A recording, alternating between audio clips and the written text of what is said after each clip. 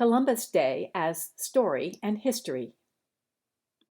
October 1957, and I'm in first grade, coloring a worksheet that features outline drawings of 3 ships.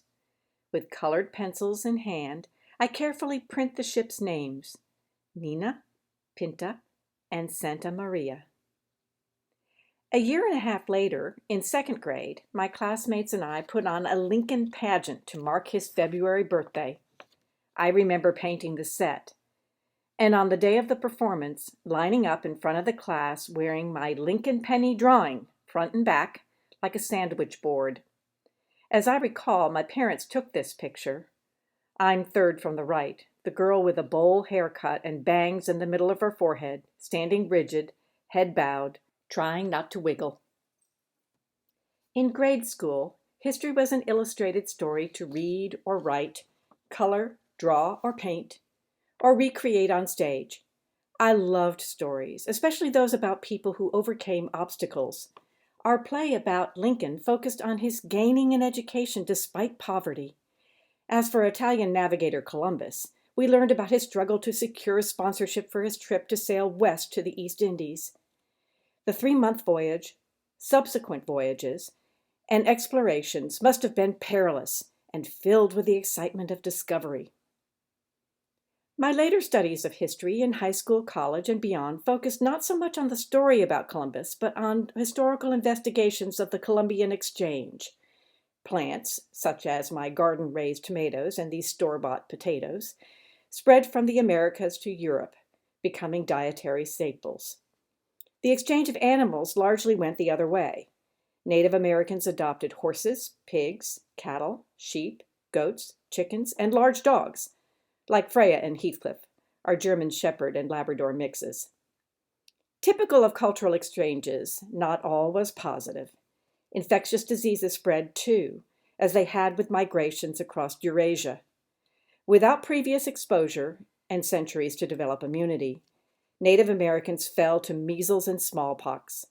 Yellow fever, thought to have developed in Africa, caused several epidemics among both Native Americans and Europeans. Of course, people had no idea how or why this happened until Louis Pasteur discovered the connection between germs and disease in the mid-19th century. But when we gained that knowledge, we pointed our fingers at Columbus. We in the United States celebrate Columbus Day, the anniversary of his arrival in the New World on October 12, 1492, as a national holiday. Our predecessors celebrated the 300th anniversary in 1792, but Columbus Day was not a federal holiday until President Roosevelt's proclamation in 1934. Since 1971, we've marked the holiday on the second Monday in October.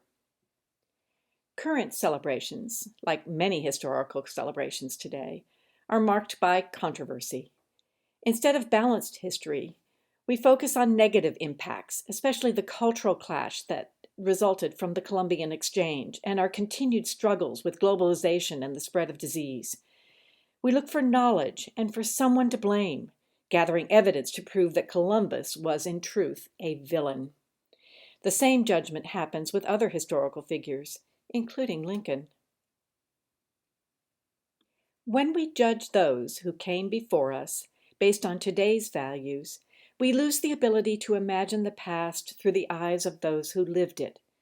We lose the ability to understand our story and see ourselves as similarly flawed. We lose the ability to humble ourselves to the fact that we are not in control. There'll always be knowable and unknowable consequences to human goodness or villainy. This is part of the mystery of faith. One thing we can be assured of: someday the truth will be revealed.